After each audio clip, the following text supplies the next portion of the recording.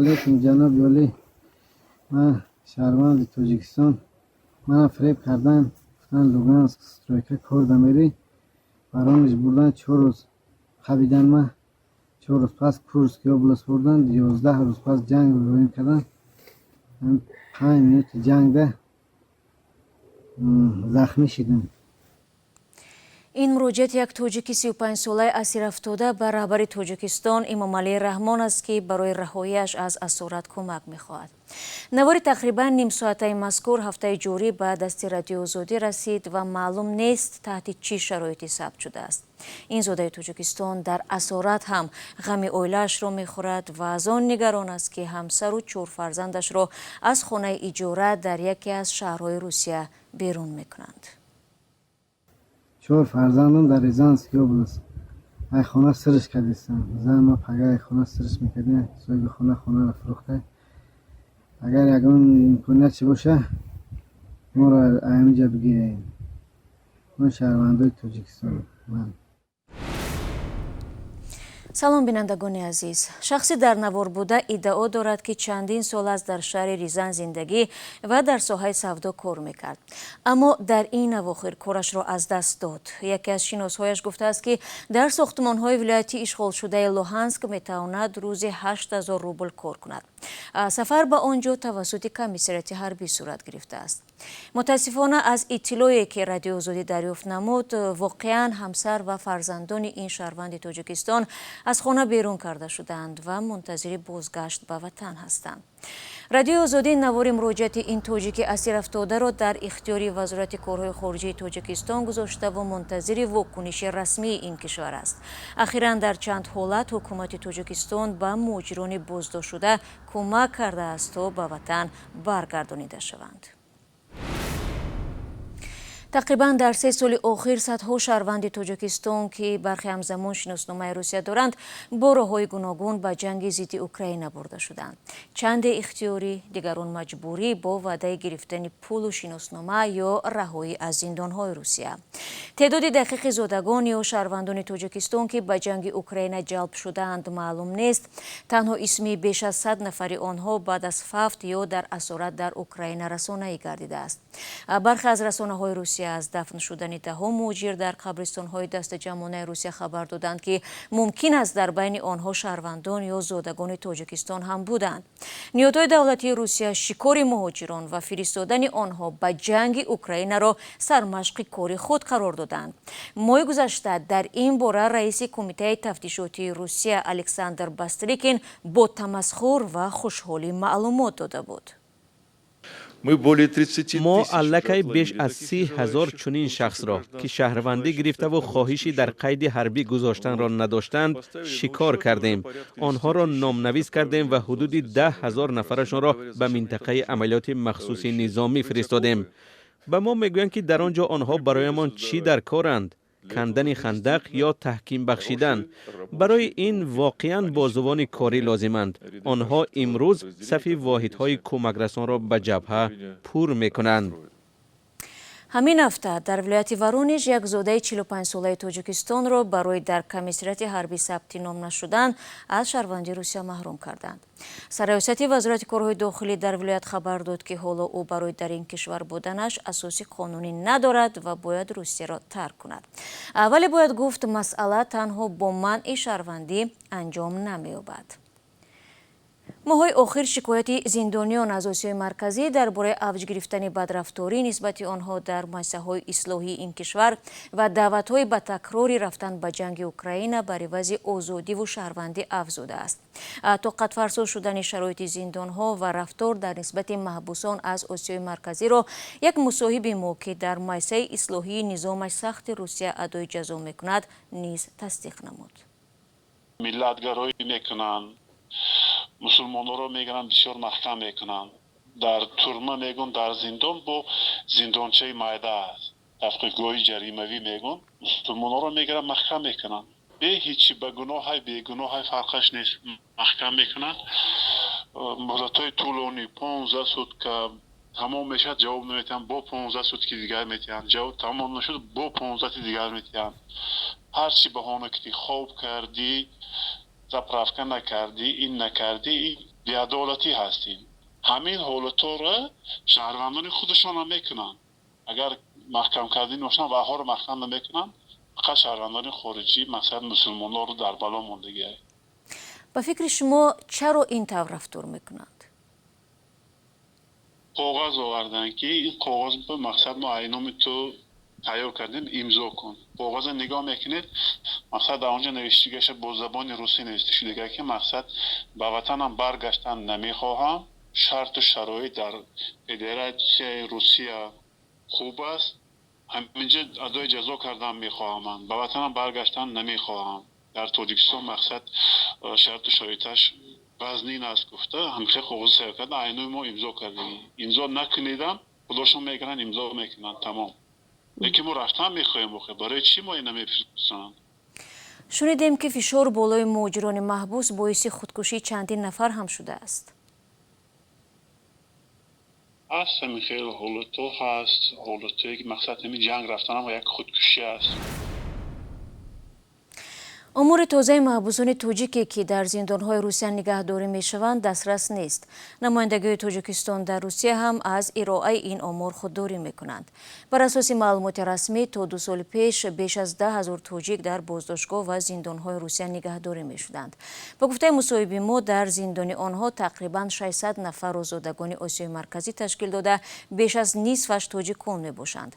آنها اکثرا با جرم مربوط به مواد مخدر، تجاوز به ناموس زندانی شدند. این مصاحبه ما را با عیبنامه دستاویزی به نابالغ 14 سال پشت پنجره انداختند. خودی او این اتهام را تهمت مینامد و میگوید برای سفید کردن نامش مبارزه میبرد. من مبارزه بردیستم و از اول تا آخر بود دوام دارد مبارزه من یگان وقت دست نبرداشتم دست نمیبردم انشالله. من مقصد نوشته استم، سودای بالایی نوشته استم، مقاماتای بالایی نوشته استم که مقصد من بیگناه هم گفته. خیلی به عرضی ما نمیرسن، لیکن من با نوشتم، با مسکار نوشتم سودی بالایش به که مقصد من گناه ندارم، هوشمندی سفید شدن رو دارم. مقصد وقتی که جنایت صادر شدگی در جای جنایت من نیستم، بیلینک شدگی مقصد جایی که جای بود و باش میگم، من زنگ زدگی از 8 کیلومتر دور، در 8 کیلومتر دور جنایت صادر شدگی، 2 جنایت در گردنی من با کردن، 2 جنایت در یک وقت صادر شدگی. مقصد بین 2 مقصد جبر دیده 5 کیلومتری فرقش است، لیکن وقت یک وقت. از سود بهای درستی قانون داده نتونست به این حالت گرفتن، سراغ کلان دادن، جزای وزنی دادن. من از سال 2004 اینجوری به این روسیه به یگان خیلی چی نبود. تجربه مجبوران به جنگ اوکراین کشاندن محبوسان از اول حمله روسیه به اوکراین سر شد. آن وقت شرکت خصوصی حربی واگنر این تجربه را به راه ماند. به محبوسان وعده داده می شد که پس از 6 ماه جنگ از ادای جزا در محبس آزاد کرده می شوند. به نوشته رسانه ها هزاران زندانی که آن وقت سفربر شدند در صف پیشی جبهه بخمود کشته شدند. تربتی بعضی از آنها به تاجیکستان آورده و دفن گردید. ای هموطنی عزیزتر از جان، ای یوسف امروزین کنعان، بیرون ز وطن چی حال داری؟ بیا و از روزگارت ما را آشنا کن. بینندگان عزیز، اگر شما دور از تاجیکستانید و از نازکی‌های مهاجرت آگاه هستید و می‌خواهید دیگران نیز بدانند، پس این برنامه برای شماست. روزگار مهاجر، مطابق شوی به محیط نو، قصه‌های انسانی و سبق‌های حیاتی. مقامات تاجیکستان در بیشتر از 2 سال اخیر تنها تا 100 مورد جلب محبوسان توجیک را از زندانهای روسیه به جنگ تصدیق کرده جسد چند زندانی سابق را در این سالها در وطن به خاک سپردند.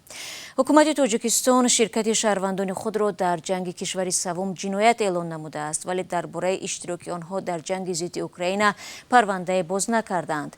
با نقل همصحبت ما از آغاز حمله به اوکراین 4 یا 5 دفعه برای جلب زندانیان به جنگ به محبس آنها آمدند. از جمله شرکت مزدوری واگنر از این زندان صدها نفر را به میدان جنگ برده است. تگی بمب و تگی راکت مرده میرد مردم خودشو دار میکشد، ما کتی میبرد، لیزو کتی دستش گردنش میبرد. این خیال تو هستن. این مقصد ناراضگی از همین کارمندانی بسته برای اون که فشار و زورآوری میکنن. زیاده از 300 نفر بردند، تقریبا 150 نفر شهروندان جمهوری تاجیکستان بودند. از اونجا 270 نفر نابود شدن. به نام نشان و بعضیاش تابوتش برگشت و این 30 نفر اینولید و رنین و خیلی ماندن و برگشتن زنده و یک دهشت. به نام نشان گم شدگاه هم هستن حالی نیافتن تابوتشون. اونجا میبرن همین گریچی توچکه میگفتن پیش به سر میدادن. اگر پیش به جنگ نکرد عقفا علومای خودشون میپرند است. پیش رود دشمن میپرند. نمیخیر راه بازگشت نیست فقط به پیش. مصاحب ما افزود نزدیکانش و خود او چند دفعه از زندان به داستانی کل تاجیکستان درخواست انتقال به محبس‌های وطن را کرده است، ولی بنابر نبودن جای در مؤسسه‌های اصلاحی درخواست رد گرفته است. تاکنون پیوندان زیادی محبوسان تاجیک در روسیه و ده‌ها تن از زندانیان از مقامات تاجیک خواهش بردن به وطن را نمودند. از جمله این پدر نیز از احوال پسرش خواطر است که 2 سال می شود در یکی از زندان‌های روسیه ادای جزا می‌کند. 3 هفته میشد که ما با یگان خیلی خبر نداده است. هر هفته وای زنگ میزد پیشتر. حاضر یگان خیلی زنگ ندارد، زنگ نمیزنه. در ما پشتویش خط نوشته میشه، دام پشتویش کم جواب نگردم. نمیدونم که بچه حال دارد اونجا. اشور فریدون ساکن 42 ساله شهر پنجکنت میگوید همش از آن شروع شد که پسر آن زمان 20 ساله و دانشجویش تحصیلش را کنار گذاشته مهاجرت به روسیه را انتخاب کرد. این کورس خونده بود. خیر مادرش ما از مادرش جدا شدگی، مادرش در شهر مسکو بود. مادرش همون به من بود که مخفیانه همون بچه با پاسپورت ساخته، اون پسر بچه دام پیش خودش بود. بعد از این همین خیلی یک وقت تلفن من نمیدونستم، خیلی بعدی که رفت بعد فهمیدم که وای رفت است. بعد من تلفن کرد که پدر شما من راضی شوید من شما نفسید آمدم. حتی خیلی چی نباشد فرزند گفتم خیلی نفسیدی رفتی. با گفتم خیلی خودت احتیاط کن اگر بین کار ناز نباشد بیا. گفتم که ها گفت کار مخته ناز نیست. گفت من همین هفته ها میرم. گفت خودش هم بعد از 6 ماه کار کرده دام روسیه. گفتم 6 ماه کار کرد. بعد از 6 ماه همون ما با تلفن کرد که هم خیلی من کارم ناز نشده شد شما راضی شوید. بعد من چیکارم مثلا خیلی من راضی بیا. گفتم چیکار کنم اونجا. گفتم ما تو مکتب موندم. گفتم مکتب بخوام. مایلی گفت ما همین آخر ماه گفت میرم تاجیکستان. گفت بعد از که همین خیلی گپ گفته بود بعد از یک هفتهش بود که من از طرف همین یک اوچیش تلفن کرد که همین بچه وای بغل که ملی صاحب قپیدم شد. ما گفتم چی خیلی قپیدم و چطور کرد که گفت که همین خیلی یک جورش همین خیلی نارکوتیک وای میکرد است میدود است چی با همون وای همین همین پیش جوریش رفته که بود است این بچه همون شب این جوریش خیلی پرگولکا برامدگی در درون موشین همون جوریش همون نارکوتیک بوده است. همون نارکوتیک داشتگی ملیسوی روسیه. هم بعد این بچه من که بکالا گرفتگی نه که ارمان نیست گرفته نوشنیک زدگی و بعد از که گرفته هم نارکوتیک اتگی موشین گرفته کیسای هر دیگه مونده تقسیم کرده کامیرا کرده بود. بعد خیلی 7 ماه سیزو بشیش. بعد از 7 ماه این بچه با همه جا نگفت که من این کار کردگی نیستم. جورش هم گفت که این هم تو همراه بود که من نمیدونست این چیزه.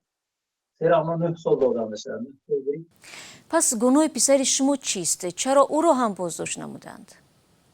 این ماشین اتگی ماشین یا اتگی سیدنی پاساژیر میواد. پاساژیر این پسری من بود. گاشته چیزا میگیرن همون کیسه هر دش به تقسیم میکنند و بعد روشنیک زده بعد سیام کم میکنند. خب چرا راننده دوستش نگفت که پسر شما گناه ندارد؟ و هم گفت که این بچه دخ نداشت. گفت هم تو پیش من مهمانی هم بود ما پرگوکا برامدیم ما هم کار بودیم. این بیخبر بود. سیرامنو همون سروک دادم برای بچه من همون 9 سال گرفت. حاضر 2 سال میشد که در همون تورما بیشتر از 7 ماه سیزا بشیش. بعد از 7 ماه سروک گرفت. حاضر در همون تورما اومسکی رایون بشت است. مثلا من میخوام که اجازه من یگان سیراز ندارم. تلفن یاد نمیشه خیلی خودش تلفن میکرد هر هفته یک بار که من ناز گرفته. بعد از که همون وضعیتی که در کروکس شد این بچه کمتر میگفت شرایط ما بیزیب شد ما اصلا عذاب میکرد. میگفت من میخوام که همین تاجیکستان با پریوت کنیم و تاجیکستان بشینم تورمی تاجیکستان با. این پدر حالا امیدوار است که مقامات تاجیکستان برای به وطن آوردن فرزندش و در اینجا ادای جزا نمودن او مساعدت میکنند. رادیو آزادی ماه سپتامبر امسال با عنوان دادستانی کل تاجیکستان اوید تا کجا امکان داشتن آوردن زندانیان خواهشمند به وطن نامه ارسال کرد، اما تا هنوز به آن پاسخی نگرفته است. دوستان عزیز، طوری از سرنوشت قهرمان‌های امروزه ما دیدید، حتی با وجود داشتن شهروندی و کار و زندگی طولانی در روسیه، آنها باز هم در یک مقام نابرابر با به اصطلاح روس‌های اصیل قرار دارند و چشم امید به مقامات تاجیک بستند، چون باز هم در نهایت تنها تاجیکستان است که میتواند از حقوق آنها دفاع کند، وگرنه احتمالاً کسی هم در فکرشان نخواهد بود. با امید رفع مشکلات همه درماندگان، برنامه روزگار موجی را به پایان میبرم. خود و نزدیکانتان را احتیاط کنید.